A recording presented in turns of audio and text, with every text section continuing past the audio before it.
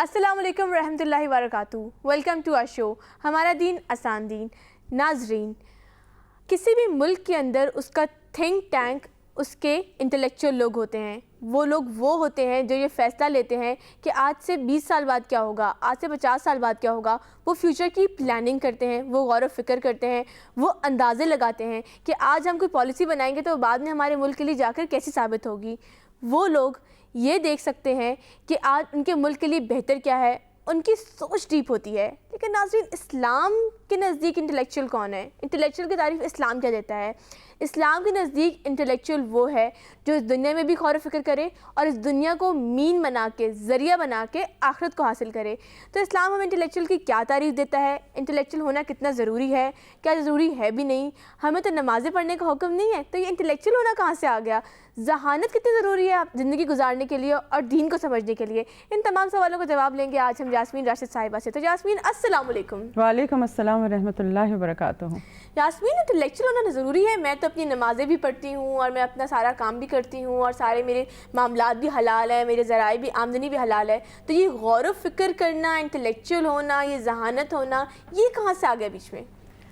اگر آپ اپنی زندگی پر غور و فکر نہیں کریں گی اور صرف ایک جسے کہتے ہیں نا ایک چوپائے جانور کی طرح اپنی زندگی گزاریں گی تو پھر آپ ڈیفینیٹلی پھر اپنی عقل سے کام نہیں لے رہی بلکہ آپ کسی کو فالو کر رہی ہیں. جہاں آپ کو کوئی لے جائے گا آپ اس کے پیچھے چل پڑیں گی. کیونکہ کوئی بھی شخص جو ہے اگر اس کو پتہ چل گیا کہ آپ غور و فکر نہیں کرتی تو وہ آپ کو ایسا مینیپولیٹ کرے گا کہ آپ دنیا میں بھی ٹھوکر کھائیں گی اور اس کا نقصان پھر آپ کی آخرت پہ بھی پڑے گا. کیونکہ یہاں پہ لوگ جو ہیں دنیا میں جو زیادہ تر دیکھا گیا ہے کہ ہر کوئی دوسرے کو اپنی مفاد کے لیے استعمال کر لیتا ہے. تو اس کے لیے آپ کو ایک فرقان ہونا ضروری ہے.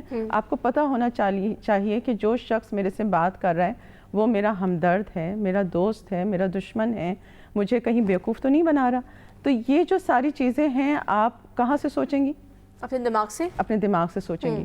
جیسے ہم نے بات کی تھی کہ جو دل ہے وہ ایک وائٹل رول ہے اس کا پورے جسم میں. اسی طرح جو دوسرا مین آرگن جو اللہ سبحانہ تعالیٰ نے ہمیں دیا جس کی وجہ سے ہمیں اس کائنات میں شرف بخشا وہ ہے ہماری عقل. یعنی کہ اگر کوئی شخص عقل والا نہیں ہے، کوئی بیوقوف ہے، کوئی ناسمجھ ہے، بعض اوقات ایسے بچے ہوتے ہیں جو زیادہ ان کی ذہنی گروتھ نہیں ہوتی، تو پھر آپ کیا سمجھتی ہیں کہ ان کے اوپر عبادات جو ہوتی ہیں وہ فرائض ہوتی ہیں؟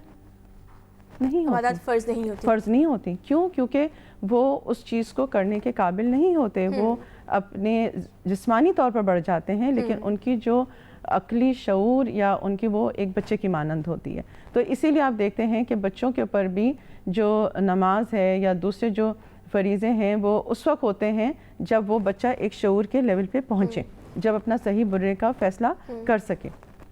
اب آپ دیکھیں کہ جس وقت آپ گاڑی چلانا سیکھتے ہیں اور گاڑی چلاتے ہیں تو اس وقت آپ کو کس چیز کی سب سے زیادہ ضرورت ہے کہ آپ گاڑی کیسے چلائیں؟ یعنی کہ نیند کی حالت میں چلائیں، آنکھیں بند کر کے چلائیں یا کیسے چلائیں؟ آنکھیں کھول کے چلائیں اور الرٹ ہو کے چلائیں. یعنی کہ آپ دیکھیں گے کہ کوئی ایسی آپ کو میڈیکیشن دی جاتی ہے جس کے اندر نیند کا اثر ہو تو اس میں کیا لکھا جاتا ہے؟ خاص طور پہ ڈاکٹر کہتا ہے کہ یہ دوائی کھا کے آپ گاڑی نہیں چلائیے گا کیونکہ اس سے پھر آپ کی جان کو بھی خطرہ ہے اور دوسروں کی بھی جان کو خطرہ ہے. تو ذہن کا، عقل کا ہوش مند ہونا یا شعور کا جاگنا بہت ضروری ہے ورنہ ہم اپنے صحیح اور غلط کا فیصلہ کبھی بھی نہیں کر سکیں گے. اور اس میں جو ہے اللہ سبحانہ تعالیٰ ہمیں قرآن میں کئی جگہوں پہ دیکھیں کہ غور و فکر کرنا سکھاتا بھی ہے. کیا لفظ استعمال کیا گیا قرآن میں غور و فکر کرنے والے لوگوں کے لیے؟ دیکھیں اللہ سبحانہ تعالیٰ نے یوز کیا ہے اولو الالباب. صحیح.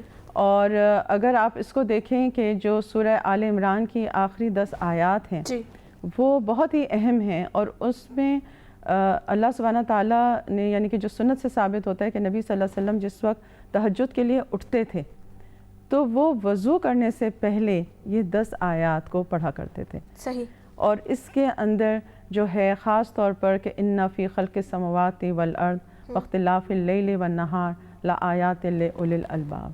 یعنی کہ بے شک آسمان اور زمین کی تخلیق میں اور دن اور رات کے ہیر پھیر میں البتہ نشانیاں ہیں.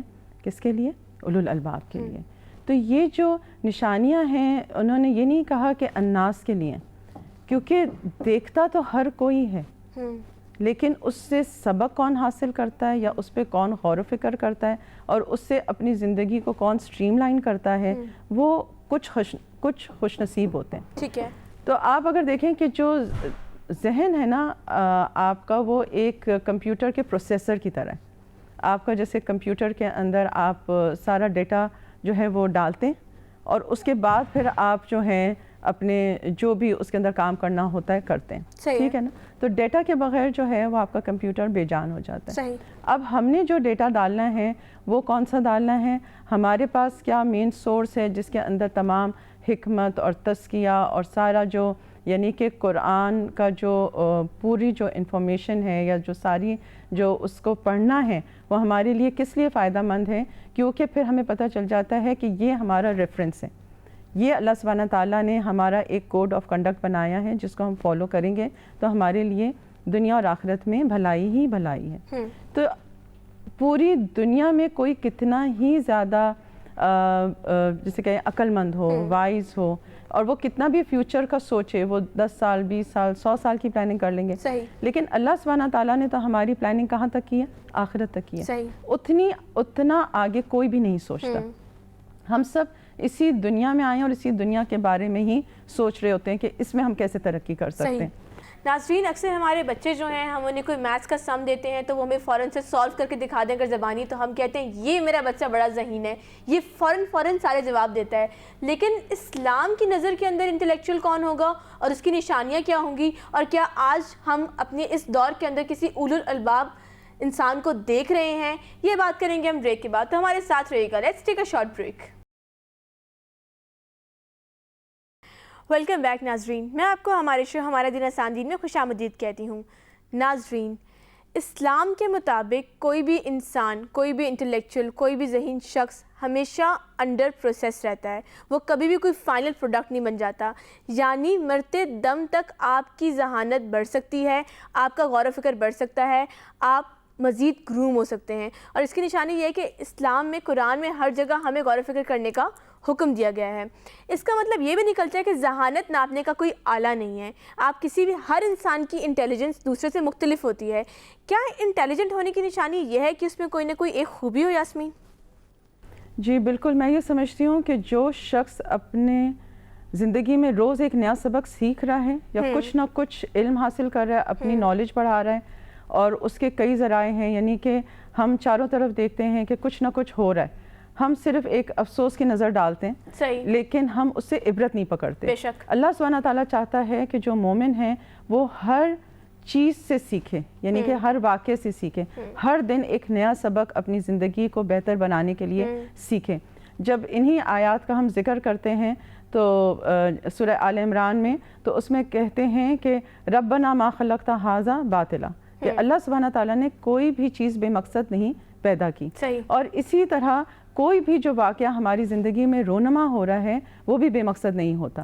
اس کا بھی کوئی نہ کوئی ایک ریزن ہوتا ہے. اب کوئی اس سبق کو پڑھ لیتا ہے، سمجھ لیتا ہے، اور کوئی جو ہے اس سبق سے فائدہ نہیں حاصل کرتا. آپ دیکھیں کہ جو قرآن میں، یعنی کہ جب پہلی وحی آئی تھی نبی صلی اللہ علیہ وسلم پر، تو سب سے پہلے کیا کہا تھا فرشتے نے، حضرت جبرائیل علیہ السلام نے نبی صلی اللہ علیہ وسلم کو؟ کہ پڑھیں. اقرا. جی پڑھیں. انہوں نے کہا میں نہیں پڑھنا جانتا. لیکن پڑھنے کا پہلا حکم ہمیں ملا. اب کیا صرف ہم کتابوں سے پڑھتے ہیں؟ کتابوں سے اگر ہم پڑھ لینا تو وہ آسان طریقہ ہے، وہ سب سے آسان طریقہ ہے. اگر ہم قرآن کو پڑھ لیں، سنت کو پڑھ لیں، اور اس سے اپنی زندگی کے لیے کچھ اصول بنا لیں، ہمارے لیے بہت آسانی ہو جائے گی. لیکن کیا ہوتا ہے کہ ہم بہرحال قرآن سے تو اتنا نہیں پڑھتے، جو ہمیں چھوٹا موٹا علم ہوتا ہے اسی کے ذریعے ہم اپنی زندگی گزار رہے ہوتے ہیں. لیکن آپ سمجھتی ہیں کہ زندگی آپ کو کچھ سبق سکھاتی ہے؟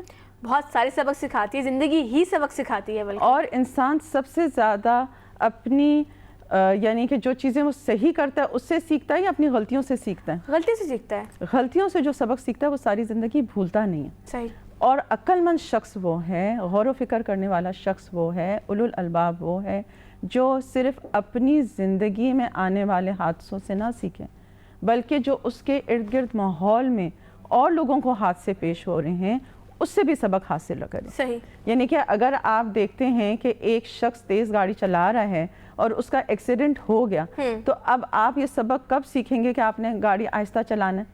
جب آپ کے ساتھ یہ واقعہ ہو, یا آپ دوسرے کی تکلیف کو دیکھ کے آپ کہیں گے کہ مجھے احتیاط کرنی چاہیے. ڈپینڈس کہ آپ کی شخصیت کیا ہے. یعنی کہ اگر عقل مند پھر وہی شخص ہوگا جو دوسرے کی تکلیف سے اپنے آپ کو بچا لیں. دیکھیں, ہم نے جو زندگی کا ایک بڑا جو حصہ ہے نا, وہ قنا عذاب النار میں کرنا ہے, کیونکہ عذاب النار ہے.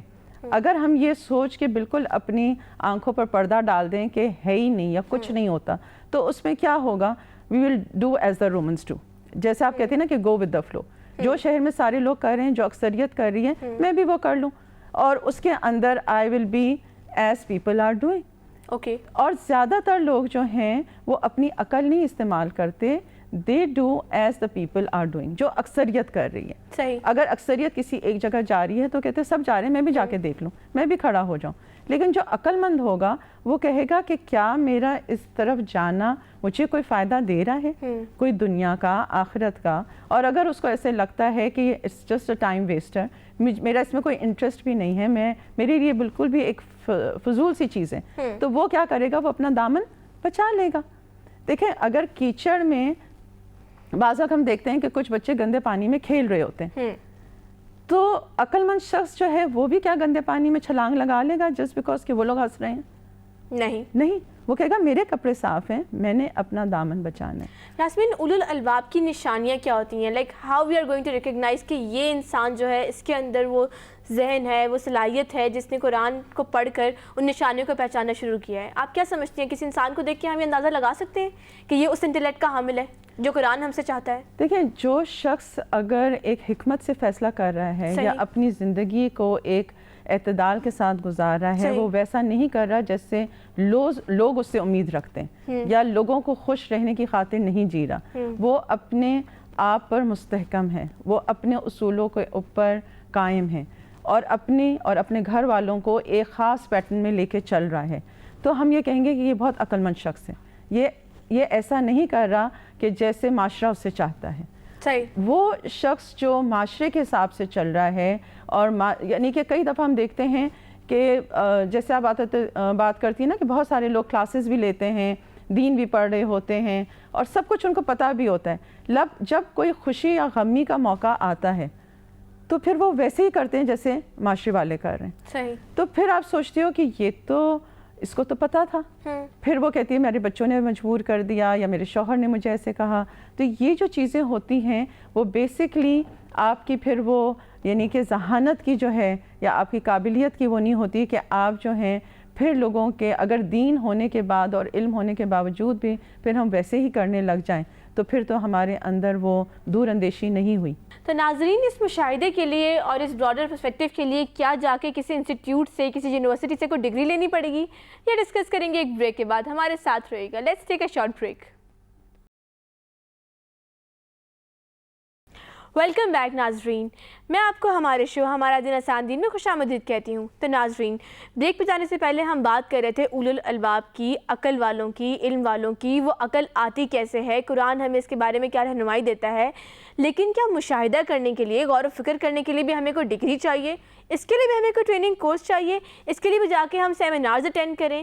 قرآن ہمیں کیا رہنمائی دیتا ہے؟ قرآن تو ہمیں کہتا ہے کہ اونٹ کی تشکیل پر غور کرو, ہم نے اس کو کیسے تخلیق کیا, آسمان کو دیکھو ہم نے اس کو کیسے اٹھایا, زمین کو دیکھو. تو یاسمین, قرآن کا جو ٹیچ کرنے کا طریقہ ہے کہ اونٹ کی مثال دی گئی, آسمان کی مثال دی گئی, زمین کی مثال دی گئی, پانیوں کی مثال دی گئی, تو اس کے تھرو اللہ سبحانہ و تعالیٰ ہم سے کیا چاہتے ہیں, کیا ایکسپیکٹیشن ہے؟ دیکھیں, اس قرآن کے اندر آپ کو کئی دفعہ بہت ساری مثالیں دی جاتی ہیں, جیسے مچھر کی مثال دی گئی. صحیح. اب مچھر کو اگر ہم دیکھتے ہیں تو واقعی ہم مچھر کو بالکل ایک غیر ضروری سا سمجھتے ہیں کہ اس کا کوئی مصرف نہیں ہے. صحیح. اس روز میں اخبار میں پڑھی تھی کہ بہت ساری بیماریوں کا جو علاج ہے وہ جو مچھر ہے نا ان کے اندر وہ ایسی چیز ڈال رہے ہیں جس سے وہ اینٹی بائیوٹک ٹائپ جا کے وہ پورے شہر میں پھیل جائے تاکہ بیماریاں نہ پھیلیں.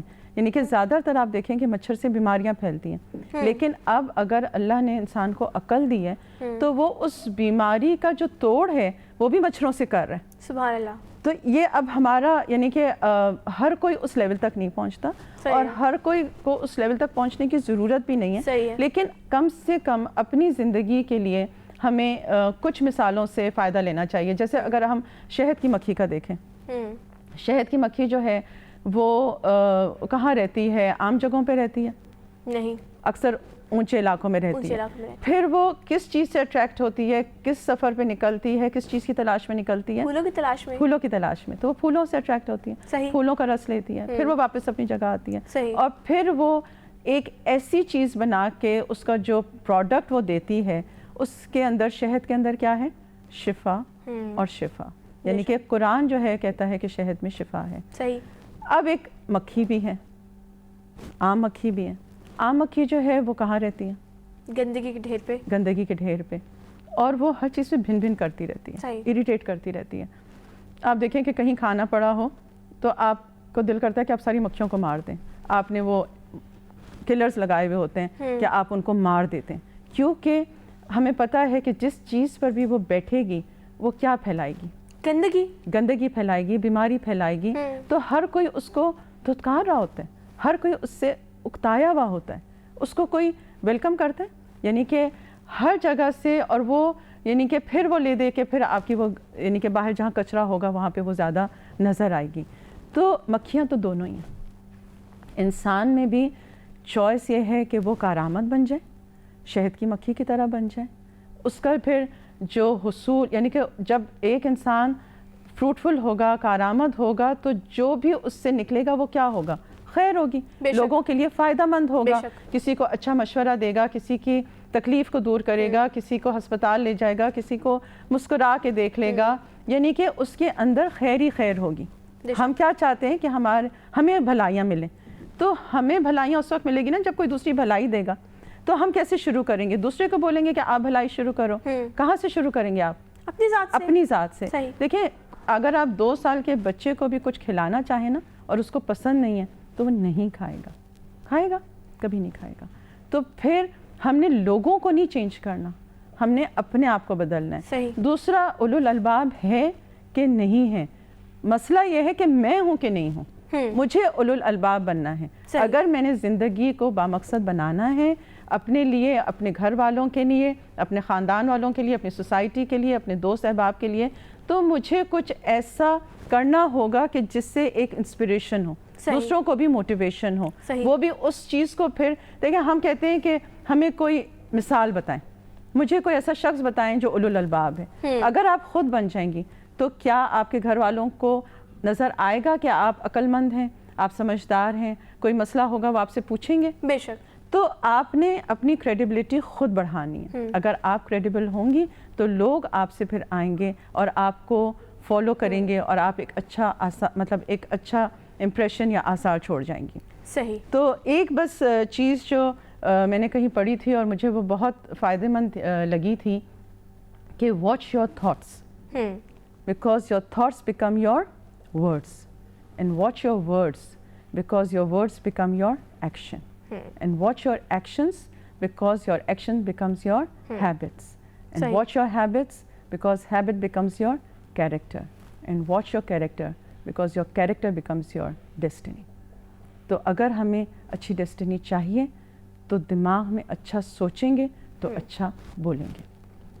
یعنی کہ ہمیں اپنی سوچوں کو امپروو کرنا چاہیے. بالکل. اور اسی کے اندر آپ اگر زیادہ تر دیکھیں کہ وہ جو قرآن ہمیں سب سکھاتا ہے اس کو اب سب نے پازیٹیو تھنکنگ کہہ دیا. صحیح. اور اب جو چیزوں سے قرآن نے ہمیں منع کیا ہے اس کو نیگیٹو تھنکنگ ہو گئی ہے. تو اگر ہم کہتے ہیں کہ ہم اللہ کی رضا پر راضی ہیں تو وہ کہتے ہیں کہ تھنک پازیٹیو. اور جب ہم یعنی کہ کہتے ہیں کہ زیادہ شکوہ شکایت نہ کریں تو اس کو کہتے ہیں کہ ڈونٹ تھنک نیگیٹو. تو ٹرمز بدل جاتی ہیں، مطلب مختلف لوگ مختلف طریقوں سے سمجھتے ہیں، لیکن جو ہمارا قرآن ہے اس کے اندر وہ سب کچھ موجود ہے. اور ہمارے نبی صلی اللہ علیہ وسلم کی سنت اور احادیث میں وہ سب کچھ ہے کہ ہم اپنی زندگی کو اس دنیا کے لیے اور آخرت کے لیے بہت ایک بینیفیشل طریقے سے پلان کر سکیں. بہت شکریہ یاسمین آپ کا. تو ناظرین، جب اللہ ہمیں کہتا ہے کہ زمین کو دیکھو، آسمان کو دیکھو، پانی کو دیکھو، بارش کو دیکھو، بادل کو دیکھو، جانور کو دیکھو، تو اس کا مطلب یہ ہوتا ہے کہ اللہ تعالیٰ ہمیں یہ بتانا چاہتا ہے کہ وہ کتنا سپیریئر ہے، وہ سب سے بہترین خالق ہے. اس جیسی جو مخلوق اللہ نے بنائی ہے ویسی مخلوق ہم بنا ہی نہیں سکتے. ہم اس کو کاپی بھی نہیں کر سکتے. ہم اس کی فرسٹ کاپی کیا، سیکنڈ کاپی کیا، کوئی کاپی نہیں کر سکتے. جس طرح کا آسمان ہے بغیر کسی سہارے کے کھڑا ہے، کیا ہم ویسا کوئی گھر تخلیق کر پائے ہیں؟